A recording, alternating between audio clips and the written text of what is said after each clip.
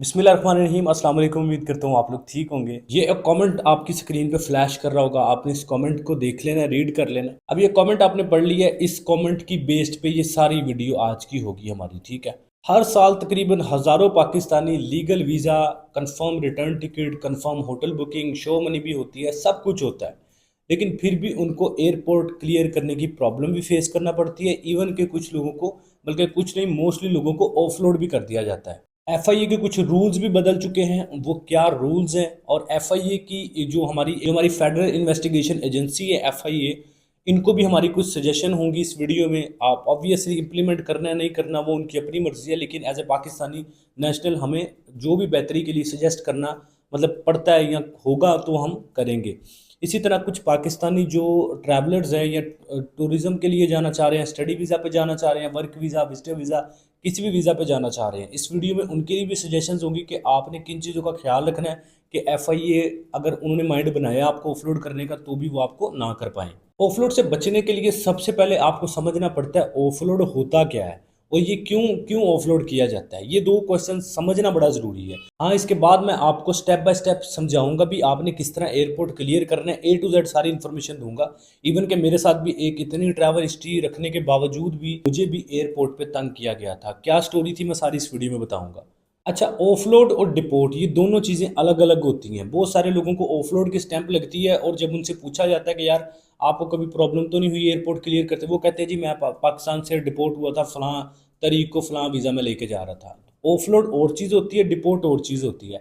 Offload ये चीज़ होती है कि आपके अपने होम कंट्री में मौजूद इमिग्रेशन, एफआईए या कोई भी अमला, मतलब एयरपोर्ट क्लियरेंस से रिलेटेड जो है वो अगर आपको चढ़ने नहीं देता जहाज़ पे तो इसको ऑफलोड कहते हैं। अगर जो डिपोर्ट होता है वो ये होता है कि अगले कंट्री ने आपको वापस आपके कंट्री भेजा है, आप इलीगल वहाँ पे काम कर रहे थे, यहाँ टूरिस्ट वीज़ा पे गए, वहाँ पे यहाँ से पाकिस्तानी एयरपोर्ट क्लियर कर लिया, अगले एयरपोर्ट पे जिस कंट्री में जा रहे हैं उस एयरपोर्ट पे आप पहुँचे हैं, तो उधर आपको उन्होंने वो सेटिस्फाइड नहीं हुए आपसे, उन्होंने आपको वापस भेज दिया, तो इसको कहते हैं डिपोर्ट करना। ऑफलोड का मतलब ये होता है कि आपको चढ़ने नहीं दिया जहाज के ऊपर पाकिस्तानी इमिग्रेशन ने। अच्छा, ऑफलोड की ना कुछ बुनियादी चीज़ें होती हैं जिनकी वजह से एफआईए आपको ऑफलोड करती है। उसमें आ जाते हैं जनाब आपकी फेक डॉक्यूमेंटेशन आपकी आ जाती है, इनकम्प्लीट आपकी ट्रैवल प्रोफाइल, मींस कि आपकी प्रोफाइल के अंदर डॉक्यूमेंट्स आप पूरे नहीं लेके जा रहे होते एयरपोर्ट पे, जिसकी वजह से आपको ऑफलोड किया जाता है। कौन से डॉक्यूमेंट्स लेके जाने, मैं सारी चीज़ें आहिस्ता आहिस्ता आपको समझाऊंगा ताकि आपको चीज़ें समझ आएँ और आप इस जो ये प्रॉब्लम आपको फेस करना पड़ती है इससे फ्यूचर में आप बचें। इमिग्रेशन को डाउट्स होते हैं, मींस इमिग्रेशन से मुराद यहाँ पे मैं एफआईए को ले रहा हूँ। एफआईए को आपके ऊपर डाउट होता है जी आपकी ट्रैवल जो फ़्लाइट बुकिंग है कंफर्म है, कंफर्म भी आपने करवाई है, वो उनको लगता है कि नहीं ये कंफर्म नहीं है, हालांकि वो चेक नहीं करते, लेकिन उनको डाउट डाउट की बेस पे वो आपको ऑफलोड कर रहे होते हैं। उनको लगता है जी वीज़ा फेक है आपका, आपकी टिकट फेक है, होटल फेक है, इस तरह की छोटी मोटी चीज़ें आपको प्रॉब्लमेटिक सिचुएशन में लेके आती हैं। इसी तरह एक और चीज़ है जी, पुरानी पुरानी आपको कोई डिपोर्ट आप हुए हो किसी कंट्री से, या फिर आपको किसी किस्म की कोई पहले ऑफलोड किया गया हो, इस तरह की आपके पासपोर्ट पे कोई स्टैंप हो, या मिस रिप्रेजेंट किया हो आपने किसी एम्बेसी को अपने आप को, तो उस केस में आपके कोई स्टैंप लगी हो, इस तरह की जो रिफ्यूज़ल मैं यहाँ पे नहीं ले रहा, रिफ्यूज़ल और चीज़ है। जो ऑफलोड की या दीगर जो स्टैंप्स होती है ना, जो मिस रिप्रेजेंटेशन की वजह से होती हैं, अगर वो आपके पासपोर्ट पे किसी कंट्री ने लगाई हुई है तो फिर आपको ये मसला आ सकता है। या फिर आप फ्रेश पासपोर्ट पे ट्रैवल कर रहे हैं, पहली दफ़ा ट्रैवल कर रहे हैं, तब भी ये इशू आपको आ सकता है। ये सारी चीज़ें होती हैं जिसकी वजह से ऑफलोड की कहानी क्रिएट होती है। अच्छा, उनका बनता भी है ये सब करना। उसकी वजह ये है कि इस वक्त बहुत ज़्यादा ह्यूमन ट्रैफिकिंग यानी इंसानों की स्मगलिंग जो है ना वो पीक पे है आज के दौर में। आज 2025 में देख लें, 24 में देख लें, इवन 23 में भी देख लें, या आने वाले वक्त में भी देख लें, बहुत ज़्यादा डंकियाँ लग रही हैं। लोग जाने के लीबिया से जाते हैं और पता नहीं क्या क्या एजेंटों ने रूट बनाए हुए हैं। और आप इस तरह की सैकड़ों न्यूज़ आपने सुनी होंगी, फलां कश्ती डूब गई, उसके अंदर इतने पाकिस्तानी मारे गए, फलां एजेंट ने इतने पाकिस्तानी मार दिए, फलां वहाँ पे कोई नेशनल था, जैसे लीबिया में अभी लोगों एजेंटों ने मारे थे पाकिस्तानी। तो इस तरह बहुत सारी आपने स्टोरी सुनी होगी, जिसकी वजह से हमारी गवर्नमेंट एफआईए को कहती है कि भाई आपने हर उस बंदे की इन्वेस्टिगेशन करनी है जिस पे आपको डाउट है, आपने उस इन्वेस्टिगेशन से बचना। मैं ये अगेन रिपीट कर रहा हूँ, एफआईए बुरी नहीं है, और ये भी चीज़ नहीं है कि मैं पता नहीं उनसे डर के कोई ये दे रहा हूँ। एक जो एक अनफॉर्चुनेट सिचुएशन बनी हुई है, इसकी वजह से एफआईए के ऊपर भी पीछे से प्रेशर आता है कि आपने भाई एक एक बंदे के एक एक डॉक्यूमेंट को देखना है। अब आपने एफआईए से किस तरह अपने आप को क्लियर करना है वो मैं आगे आपको स्टेप बाय स्टेप समझाऊंगा, इंशाल्लाह आप समझ जाएंगे। मेरे साथ क्या वाक़या हुआ था पहले मैं वो आपको बता देता हूँ, ताकि इन केस अगर आपके साथ इस तरह भाई हर डिपार्टमेंट में अच्छे बुरे लोग होते हैं, वो चाहे FIA है चाहे कोई भी डिपार्टमेंट है। हर डिपार्टमेंट में अच्छे और बुरे दोनों लोग होते हैं। आप कोई भी डिपार्टमेंट दुनिया में कोई भी, ज़रूरी नहीं सिर्फ ये इन्वेस्टिगेशन एजेंसी से रिलेटेड है, कोई भी डिपार्टमेंट दुनिया में उठा लें, सिर्फ पाकिस्तान नहीं, आउट ऑफ कंट्रीज भी देख लें, किसी भी आप डिपार्टमेंट में देखिए अच्छे बुरे लोग पाए जाते हैं। अब वो होता क्या है कि मैं पाकिस्तान से टर्की के लिए ट्रैवल करता हूँ, तो सुबह के टाइम में ट्रैवल करता हूँ, मीन्स के दिन का टाइम होता है। अब दिन के टाइम में मैं ट्रैवल करता हूँ जनाब, मैं मतलब मेरे जो है ना वो स्टोमिच में, जिसको मैदे की जलन कहते हैं, वो मेरे हो रही थी। तो मैं सुबह जो है ना मैदे का एक कैप्सूल खा के चला गया। मैंने कहा यार मैं बस सफ़र करना है तो मुझे प्रॉब्लम ना हो। तो सुबह मैं खा के, तो वो सुबह की मेरी फ़्लाइट थी 4 बजे की, 5 बजे की, मैं चला गया एयरपोर्ट पे।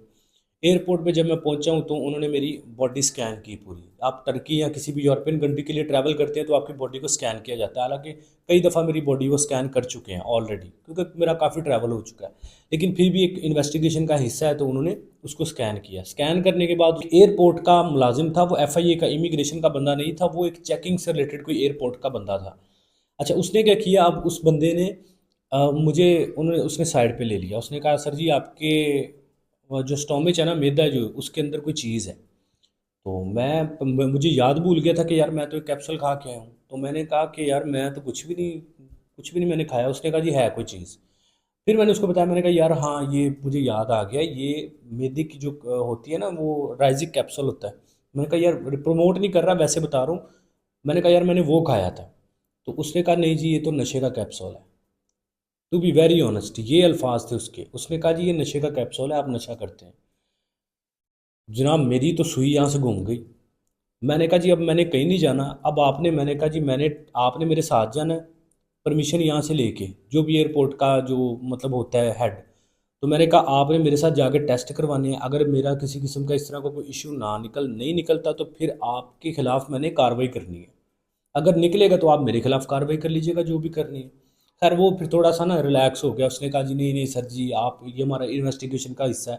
मैं कहा यार हिस्सा है, लेकिन आपकी मतलब बात करने का अंदाज़ आप देखें, आप मुझसे कंफर्म करें कि भाई आप इस तरह की कोई एक्टिविटी तो नहीं करते, अब वाकई आपने यही खाया है। तो इस तरह खैर थोड़ी और भी लंबी चौड़ी बहस हुई मेरी उसके साथ। तो वो फिर रिलैक्स हो गया, उसको पता चल गया कि ये बंदा घेरे में नहीं आना। अदरवाइज़ मोस्टली मैंने बताया हर डिपार्टमेंट में इस तरह के लोग होते हैं, वो कोशिश करते हैं आपको थोड़ा डाउन करने की, और आपने वहाँ पे अपना कॉन्फिडेंट दिखाना होता है। जितने कॉन्फिडेंस दिखाएंगे, जितने कॉन्फिडेंट होंगे आप उधर, उतने ही वो आपके लिए ईजी आसान चीज़ें हो जाती हैं। अब अगर मैं डर जाता वहाँ पे कि नहीं नहीं सर जी मुझसे कुछ ले दे के मामला, तो वो मेरे मेरे लिए प्रॉब्लम क्रिएट होनी थी।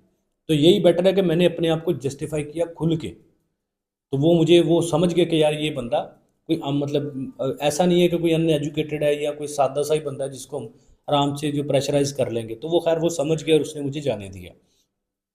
तो मेरे साथ ज़िंदगी में ये पहला वाक़या हुआ था। एनीवेज़, बताने का मकसद ये है कि आपको कोई एयरपोर्ट पे जब भी कोई भी इमिग्रेशन के सामने जा रहे हैं, बोर्डिंग पास लेने जा रहे हैं, सिक्योरिटी चेकिंग के लिए जा रहे हैं, व्हाटएवर, कोई भी वहाँ पे आप फेज़ से गुज़र रहे हैं, तो आपने कॉन्फिडेंट रहना है। जितने ज़्यादा कॉन्फिडेंट रहेंगे, बिल्कुल तसल्ली बख्श रहना है। वो कुछ नहीं कर सकते आपका, आपके पास डॉक्यूमेंटेशन पूरी है, कोई कुछ नहीं कर सकता आपका, ये बात याद रखिएगा। अब आ जाए थोड़ी डॉक्यूमेंटेशन की तरफ। आपने एयरपोर्ट पे जब जाना है तो आपने लेके क्या क्या जाना होता है। सबसे पहली चीज़ आपका वीज़ा। आपका चाहे ई वीज़ा है चाहे स्टिकर वीज़ा है। स्टिकर वीज़ा तो ऑब्वियसली पासपोर्ट के ऊपर होता है। अगर आपका इलेक्ट्रॉनिक ई वीज़ा ना, तो उस ई वीज़ा का स्टिक आप मतलब आप पेपर यानी ईमेल से आपने प्रिंट उसका लिया हो, आपने जो फ़ीस पे की थी उसका स्क्रीनशॉट आपके पास होना चाहिए, मतलब वो फ़ी रिसिप्ट जो होती है ई वीज़ा के साथ, वो भी आपके पास होनी चाहिए। और जो आपने ई वीज़ा अप्लाई करते वक्त एप्लीकेशन फॉर्म फिल किया था उसका भी प्रिंट आपके पास होना चाहिए। वीज़ा से रिलेटेड ये 3 चीज़ें आपके पास होनी चाहिए। आपका स्टिकर वीज़ा तो मैंने बताया वो पासपोर्ट में होता है, उसका तो इशू कोई नहीं है। लेकिन जो ई वीज़ा होता है ना, इलेक्ट्रॉनिक वीज़ा, उसकी आपने पेपर वीज़ा, आपकी फ़ी रिसिप्ट और आपका एप्लीकेशन फॉर्म जब आपने फिल किया था वीज़ा अप्लाई करते वक्त, कंसल्टेंट से करवा रहे हैं उसको दें। ये तीनों चीज़ें आपके पास मौजूद होनी चाहिए वीज़ा लेते वक्त।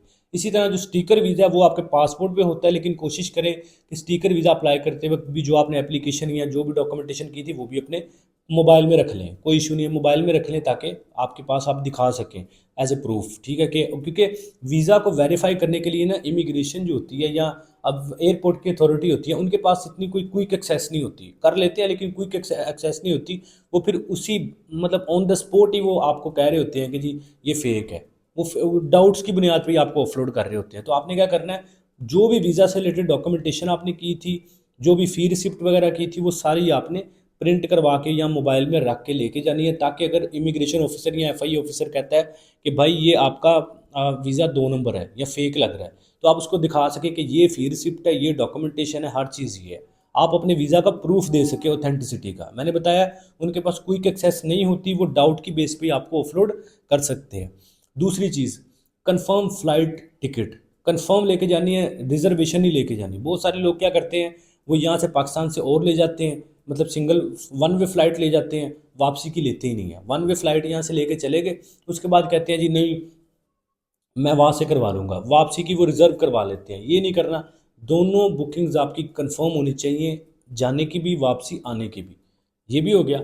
होटल की बुकिंग, देखें आपने अगर किसी कंट्री में जाना है तो ऑब्वियसली आपने वहाँ पे रहना है, आप सड़कों पे थोड़ा सोएंगे।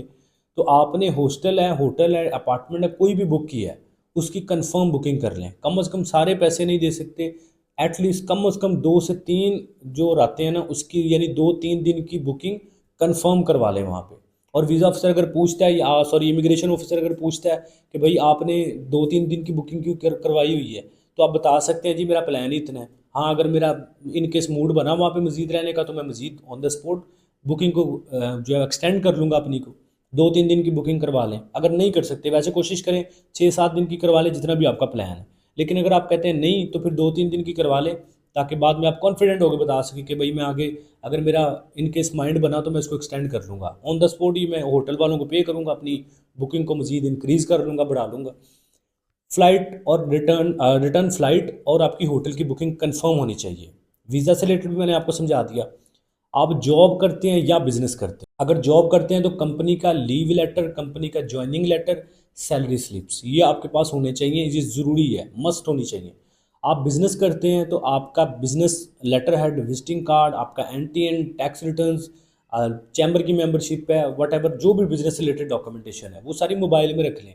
प्रिंट करवाने की ज़रूरत नहीं है। जितने भी डॉक्यूमेंट्स मैं बता रहा हूँ ना, वीज़ा, फ्लाइट और होटल के अलावा उन सभी के आप प्रिंट्स मोबाइल में रख सकते हैं। मतलब ये ज़रूरी नहीं है उसको आपने फिजिकली कॉपी, हार्ड कॉपी या पेपर की सूरत में प्रिंट लेके रखना है, मोबाइल में रखना इनफ है।